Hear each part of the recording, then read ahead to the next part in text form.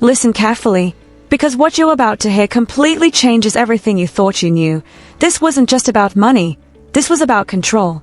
Because behind the scenes, while everything looked fair on the surface, something very different was actually happening. It all starts with a claim that sounds simple, almost reasonable at first. Kody insists that when things ended with Meri, everything was split evenly. 50-50. Clean. Fair. But the moment you look closer, the story starts to fall apart. Because legally, there were no assets listed. No shared property. Nothing officially divided. And yet somehow, Kody still held on to power. He had already moved out. He wasn't contributing. For years, he wasn't paying toward the home. But his name stayed tied to it, quietly sitting there, giving him a claim to half its value. And Meri, she didn't fight it. She stayed in that house, paid for it, carried the responsibility, and still handed over half without a battle. Now ask yourself, why would someone do that? Because this wasn't just about legal rights. It was about pressure, about dynamics that had been building for years. And that's where things take a darker turn. Because while Meri was giving, someone else was taking. Behind closed doors, the financial lines were never as clear as they seemed. There was family money, shared contributions, years of combined effort. But somehow, it started to feel like that money belonged to only one side. A mindset quietly formed.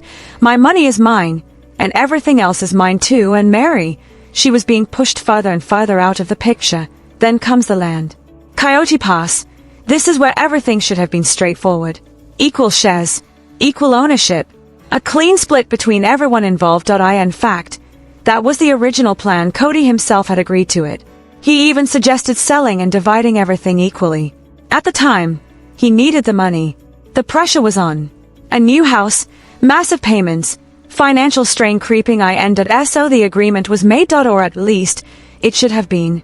Because suddenly, everything stalled. The paperwork didn't move. The deal didn't close. And the reason, one person didn't agree. Robyn. And this is where the pattern becomes impossible to ignore, because instead of accepting the equal split, the narrative changed. Now it wasn't about fairness anymore. It became about entitlement. More than 25%. More than what was agreed. More than what everyone else was getting. And when that didn't happen, the threats began. Not quietly. Not subtly. But directly. If you don't do this, I'll leave. And if I leave, I take everything. This wasn't new.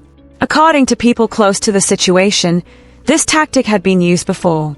Again and again.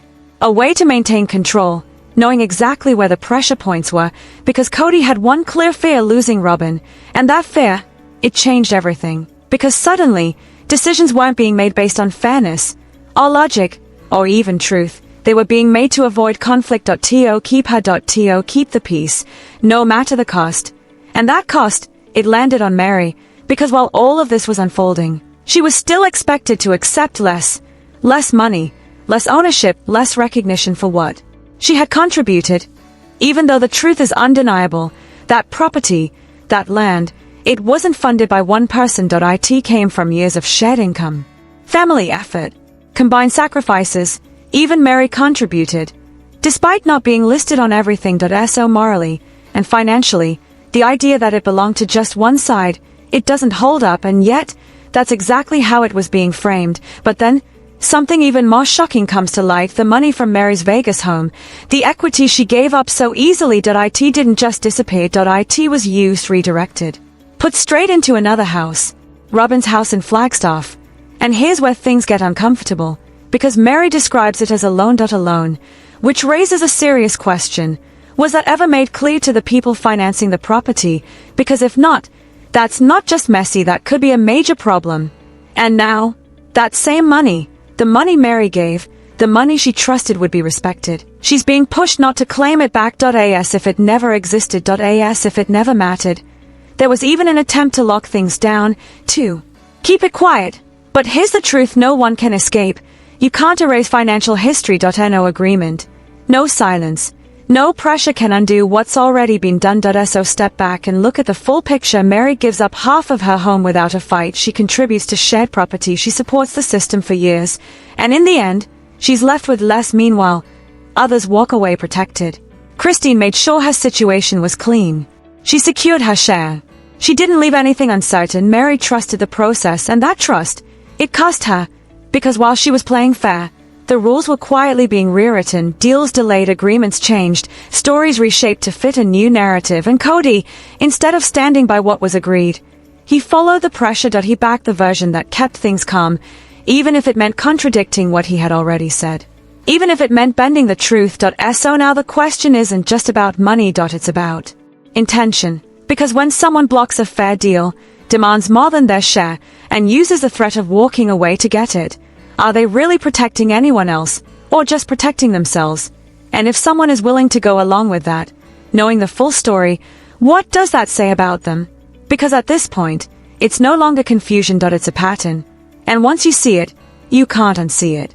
And just when you think it couldn't get any more unfair, it does. Because what we're seeing here isn't just a disagreement over money, it's a complete shift in power, and the scariest part, it didn't happen overnight. It happened slowly, quietly, decision by decision, until one person ended up with control over everything.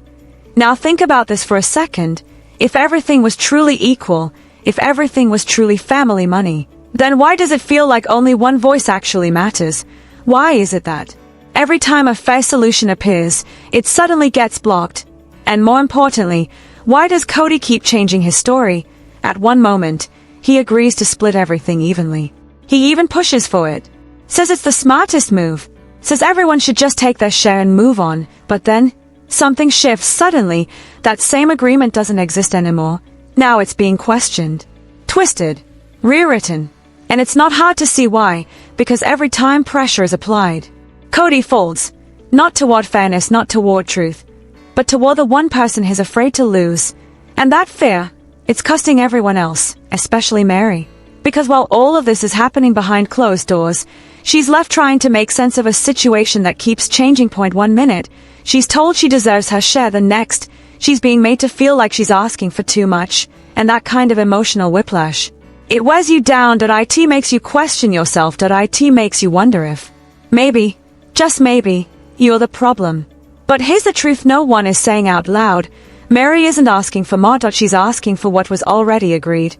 And that's what makes this so hard to watch, because instead of being supported, she's being slowly pushed out, not directly, not aggressively, but strategically, through delays, through pressure, through silence. And sometimes, silence is the loudest move of all, because when decisions stop moving, when paperwork sits untouched, when conversations go nowhere, that's not confusion, that's control.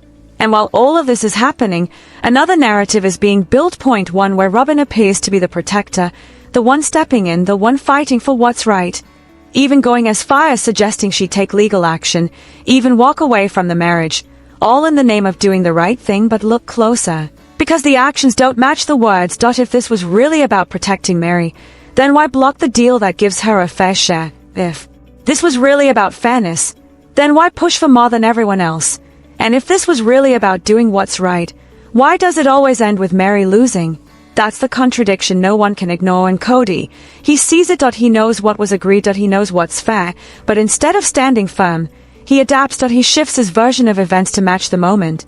And that's where things become dangerous. Because when the truth keeps changing, reality becomes unclear. And when reality becomes unclear, control becomes easier. Now suddenly, what actually happened doesn't matter. What matters is what people are made to believe. And right now, the story being told doesn't match the facts. Because the facts are simple. Meri contributed, Meri sacrificed, Meri gave up real money, real security, real ownership, and in return, she's being asked to accept less. Again. So the question you have to ask yourself is this: how many times can one person give before there's nothing left? And more importantly, how long can this continue before everything finally collapses? Because situations like this, they don't stay hidden forever. Eventually, the truth surfaces. And when it does, it changes everything. And this is the point where everything starts to feel uncomfortable. Because once you see the pattern, you can't ignore it anymore. This isn't just bad communication. This isn't just confusion. This is calculated. Because every single time things move towards something fair, something balanced, something stops it, and it's always the same direction. Now imagine being in Meri's position for a second. You've spent years contributing, supporting, trusting the system, believing that at the end of it all, things would be handled fairly. And then suddenly, the ground shifts beneath you. The agreements you thought were solid, they start disappearing. The promises, they start sounding different. And the people you trusted, they stop standing beside you. That kind of betrayal doesn't happen loudly. It happens quietly. In small moments. In delayed decisions. In conversations that go nowhere until one day you realize you're standing alone. And that's exactly where Meri is now, because while everything is being delayed and debated, time is passing, and time, in situations like this, is not neutral. Time benefits the person in control. The longer things drag on, the more pressure builds on the one waiting, the more exhausted they become. The more likely they are to just give up and walk away with less, just to escape the stress. And if that's the strategy, it's working. Because let's be honest, how long can someone keep fighting when every path forward keeps getting blocked? How long before it just feels easier to let go? But here's where things take an even darker turn, because it's not just about delay anymore. It's about rewriting reality slowly, subtly, but very deliberately. Suddenly, Meri wanting her share is being framed as unreasonable. Greedy. If she's asking for something she didn't earn, when in reality, she's asking for something she already gave up once before. And that's what makes this so hard to watch, because the truth is being flipped. The person who sacrificed is now being questioned, and the people who benefited, they're being protected. And Kody, instead of correcting it, he allows it. In fact, sometimes he reinforces it by repeating a version of events that doesn't quite line up with what actually happened. And that's the moment everything changes.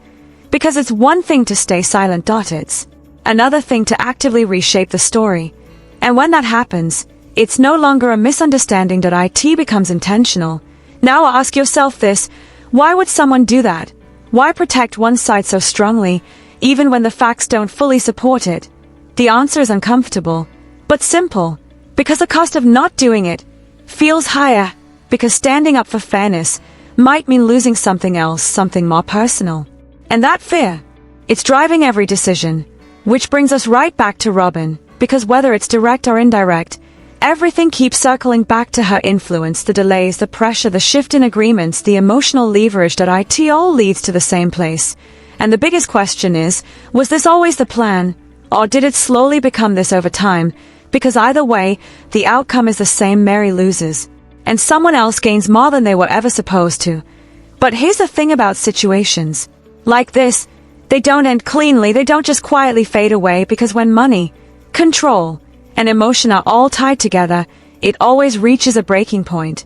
And when it does, everything comes out: the real numbers, the real agreements, the real conversations that happen behind closed doors. And if even a fraction of what's being suggested is true, then this isn't just messy. It's explosive. Because now we're not just talking about fairness, we're talking about accountability. And once that door opens, there's no control.